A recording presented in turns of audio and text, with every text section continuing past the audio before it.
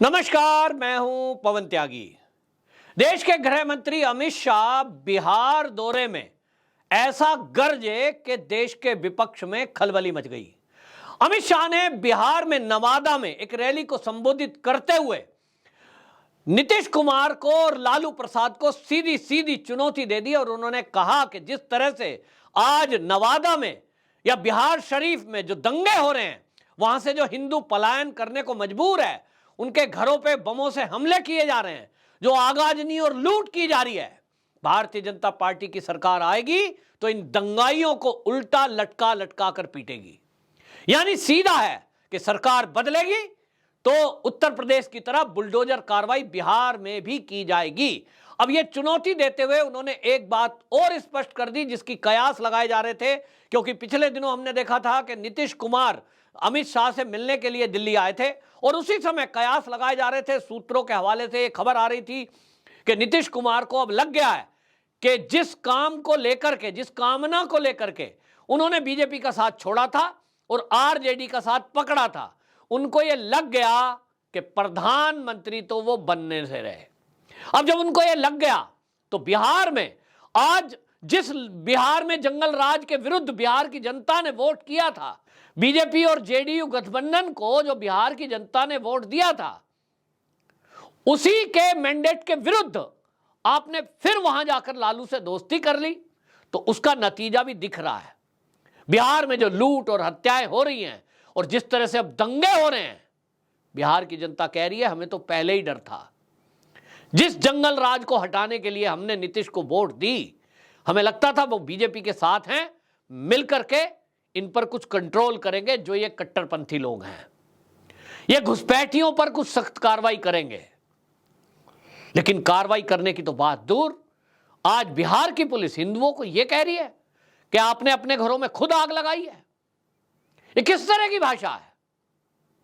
बचाने के बजाय आप उनको दोषी बता रहे हो और ये बिहार की जनता इसीलिए गुस्से में है। लोगों को लग रहा है कि ऐसे में ये पलटीबाज नीतीश कुमार फिर से एक बार पलटी मार जाएंगे और भाजपा में चले जाएंगे, तो ये ड्रामा ही चलता रहेगा। ये कयास लग रहे थे। ऐसा लगता है कि बिहार में बीजेपी को अकेले दम अपने दम पर चुनाव लड़ना आसान नहीं है, तो उनको कोई सहयोगी चाहिए। और वो क्या फॉर्मूला होगा, कौन सहयोग में आएंगे, वो अलग हो गया।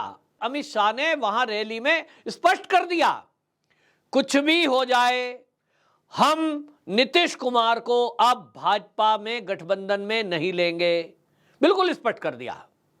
और अब आपको बता दूं, भाजपा ने अपनी रणनीति में बदलाव भी किया है। हमने महाराष्ट्र में देखा, महाविकास अघाड़ी गठबंधन बनाया, उद्धव ठाकरे ने 15 साल पुरानी दोस्ती के पीठ में खंजर घोंपा और जाकर के कांग्रेस से समझौता कर लिया, जिसके विरुद्ध चुनाव लड़कर के वो सत्ता में आए थे। लेकिन भाजपा के साथ नहीं जाएंगे, मुख्यमंत्री बनना है, महत्वाकांक्षा जाग गई। उम्मीद तो उनको भी यह थी कि प्रधानमंत्री भी मैं बन सकता हूं, तो भाजपा का साथ छोड़ा। उसी दिन भाजपा ने तय कर लिया अब नहीं, अब यह भाजपा बदली हुई भाजपा है, अब यह गलतियों को क्षमा नहीं करती, अब जड़ में मट्ठा डालने का काम करती है, और वो हो गया। तो महाराष्ट्र में देख लिया आज उद्धव ठाकरे का क्या हाल है, सब अलग थलग खत्म, पार्टी खत्म, दो टुकड़े। और अब आने वाला बचा खुचा आप देख लेना, बीएमसी चुनाव होना है, कोई उनका नाम लेवा नहीं बचेगा कोई। और यही अब नीतीश कुमार का होना है। वो सोच रहे थे कि थोड़े दिन मजे ले लेते हैं, मुख्यमंत्री बने जाता हूं, फिर प्रधानमंत्री बन लेता हूं। ट्राई करने के लिए गए, जब लगा कि बिहार की जनता तो विरोध में हो गई, क्योंकि जंगल राज शुरू हो गया। अब जंगल राज शुरू हो गया, लूटमार शुरू हो गई, भ्रष्टाचार शुरू हो गया। 10 लाख नौकरी देने का वादा किया था, वो 1% दे नहीं पाए, तो इनको लगा वापसी चलते हैं। दौड़े दौड़े दिल्ली आए, अमित शाह से गुहार लगाई, हमको वापस ले लो। इन्होंने फटकार लगा दिया, बोला ठीक है अब बात करेंगे बाद में।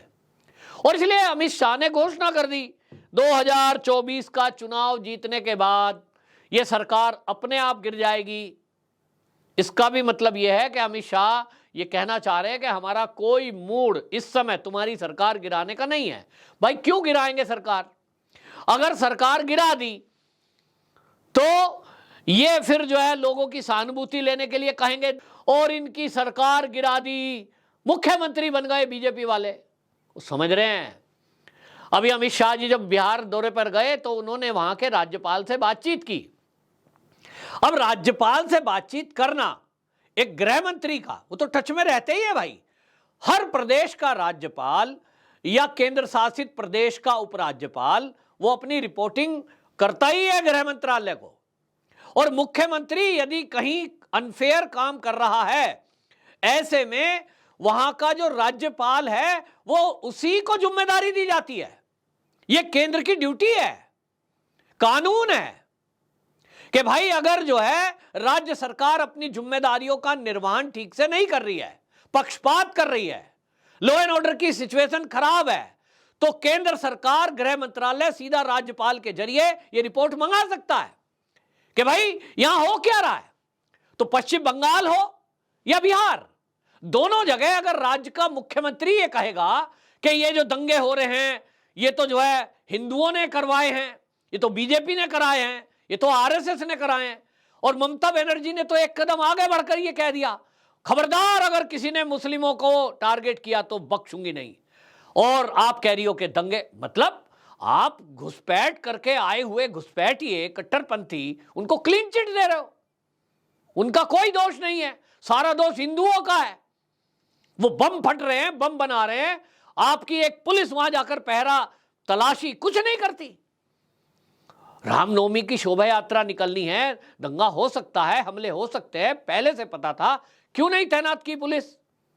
लेकिन जब पत्थर बज रहे हैं कह रहे साहब वो डीजे बजा दिया था इसलिए ऐसा हुआ, रूट चेंज कर लिया था इसलिए ऐसा हुआ। कोई पूछे इनसे बम क्या अचानक में बन जाता है 2 मिनट के अंदर?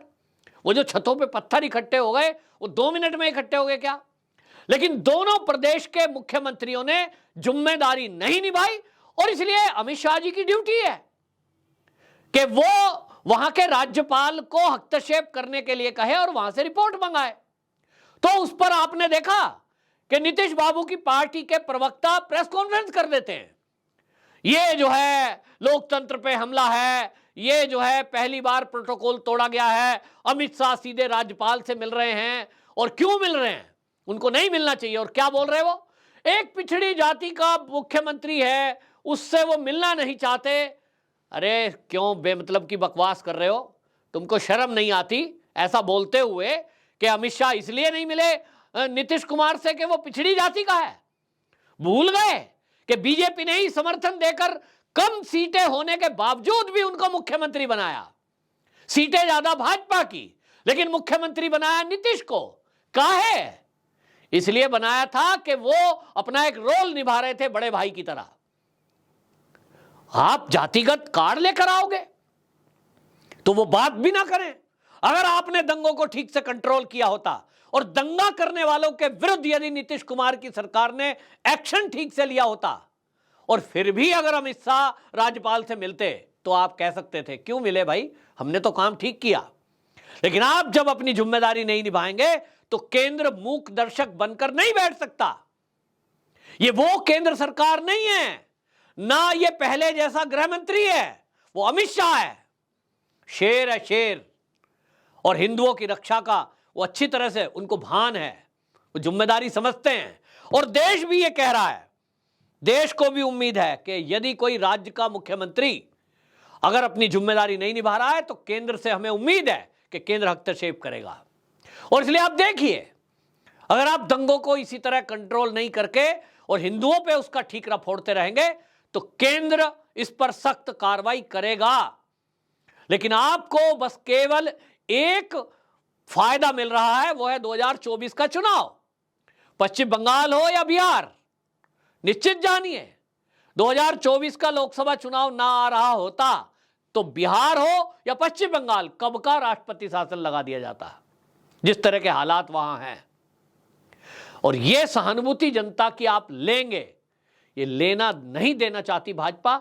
इसीलिए ममता बनर्जी की भी सरकार और बिहार की सरकार, इसको केवल अभी रिपोर्ट देने को कहा गया है, सख्त एक्शन लेने को कहा गया है। लेकिन ये जरूरी नहीं है।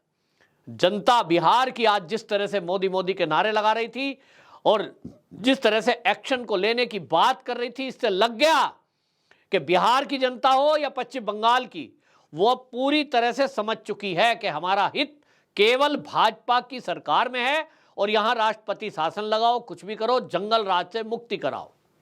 इसी तरह पश्चिम बंगाल में है, और जिस तरह की हिंसा हो रही है, वहां के लोगों से मेरी बात होती है, वो कहते हैं भाई केंद्र क्यों नहीं लगा रहा राष्ट्रपति शासन। यानी जनता की मांग है, बस केंद्र सरकार ये देख रही है कि राज्य सरकारें करती क्या है।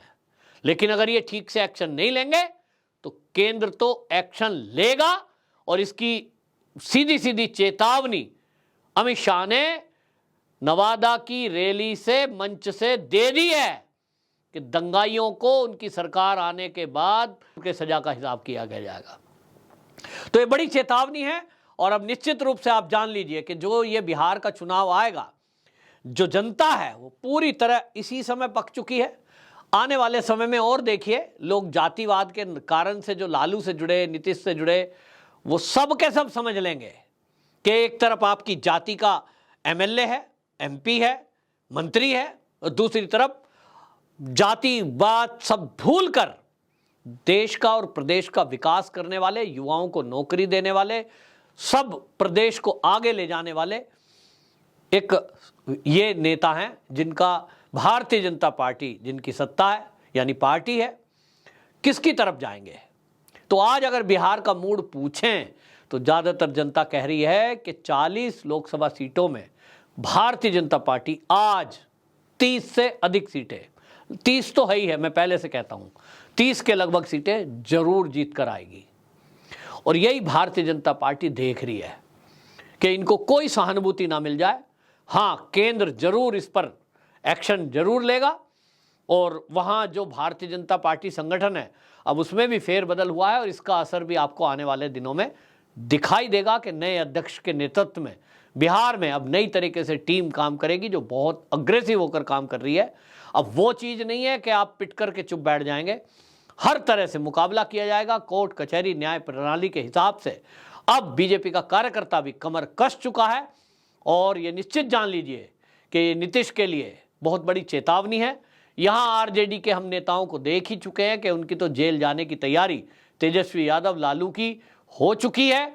बस कब वो दिन आने वाला है, इनको आप जान नहीं रहे हैं कि IRCTC घोटाला हो या भर्ती, रेल में भर्ती करने के बाद जमीन लेने का घोटाला हो, उसमें ये जेल जाने ही वाले हैं। और जैसा कि हम जानते ही हैं, कर्म का फल मिलता है। ये जेल में गए तो सरकार अपने आप गिर जाएगी, इनको कुछ गिराने की जरूरत नहीं है।